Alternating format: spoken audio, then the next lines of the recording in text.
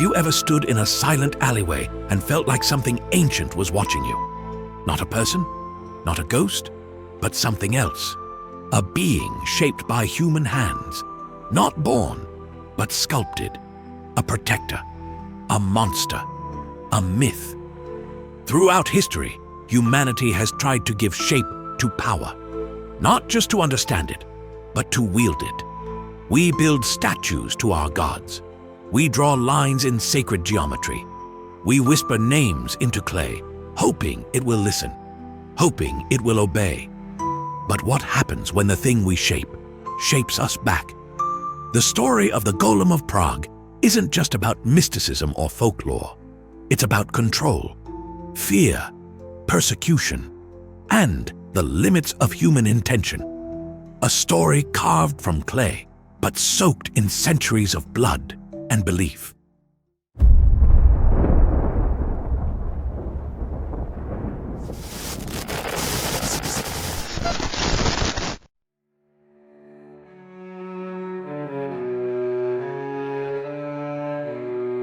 Let's start from the beginning. What is a golem? In Jewish folklore, a golem is an artificial creature, usually made from clay or mud, brought to life through mystical means, not through science, not through wires or gears, but through letters, through language. The Hebrew word golem roughly means shapeless form or unformed substance. It first appears in the book of Psalms, describing a kind of raw material before divine completion. Think of it as a spiritual prototype, a being that's not quite alive, but not entirely dead. Golems were said to be animated by sacred words, sometimes written on a slip of parchment placed in their mouths, or inscribed on their bodies. One of the most famous inscriptions was the Hebrew word emet, aleph mem tav, meaning truth. But if you erase the first letter, aleph, you're left with met, which means death. That's right. The difference between life and death was just one letter. The year is 1580. The place, Prague, heart of Bohemia. A city that looks beautiful on the outside, but underneath the spires and stained glass, something darker stirs. At the time, Prague was part of the Holy Roman Empire. And while Emperor Rudolf II was more interested in alchemy than politics, his tolerance didn't stop the whispers.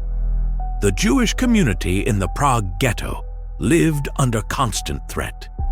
Accusations of blood libel, bans on practicing trades, forced curfews. It wasn't uncommon for entire neighborhoods to vanish in flames over a lie.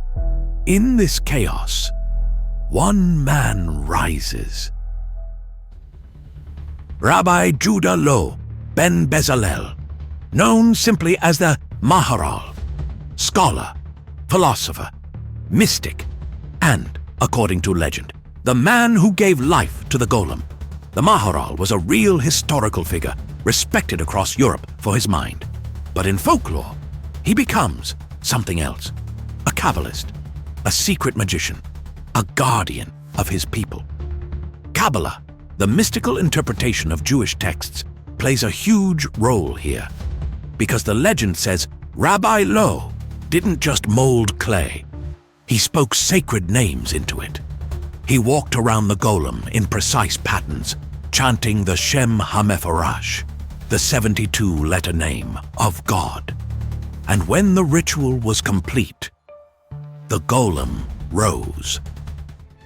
According to the legend, Rabbi Loew created the golem to protect the Jewish quarter of Prague from rising anti-Semitic violence. False accusations were mounting. Mob violence loomed. The golem became a weapon, an enforcer of divine justice. Silent, obedient, terrifying.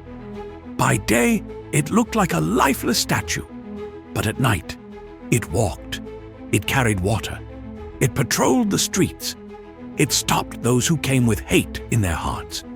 But, as with all stories about control, things don't stay simple. What do you think happens when something made to protect begins to question who it's protecting from? Drop your thoughts in the comments. Let's talk control and consequences. Here's where the stories start to fracture. Some say the golem grew larger and more powerful over time, that it developed a mind of its own. It began to confuse enemies with innocents. It crushed a market stall because a merchant insulted a child. It demolished a house because someone threw a stone near the synagogue. Others say it fell in love, or at least began to mimic the emotions of the humans around it. But it couldn't handle them. It began to spiral, like Frankenstein's monster. It became the reflection of the fear it was built to prevent. Rabbi Loew had no choice. He removed the letter Aleph from Emet. Truth became death, and the golem collapsed. The Maharal didn't bury the golem. He hid it. They say the body still lies in the attic of the old new synagogue, that no one is allowed to go up there, that when Nazi officers tried to break in during World War II, they never came back down. Is it real? Is it metaphor? In Prague, no one dares to check, even today.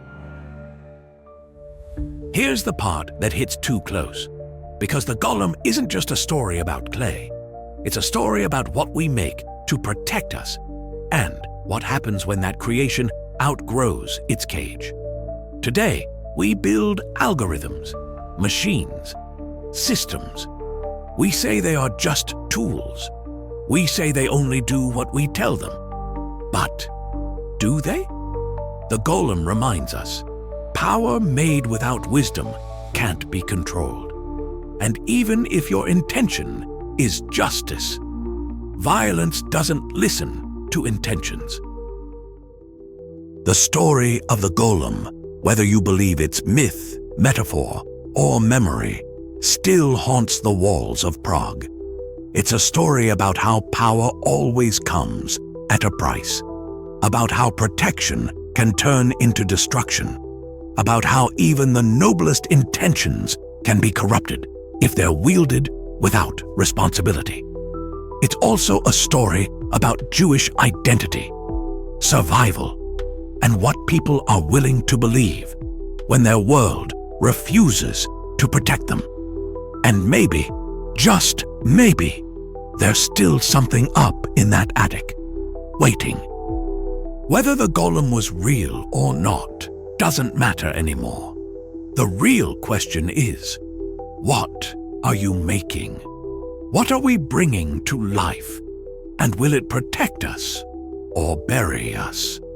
Until next time, keep questioning, keep searching beyond the structure of what you know.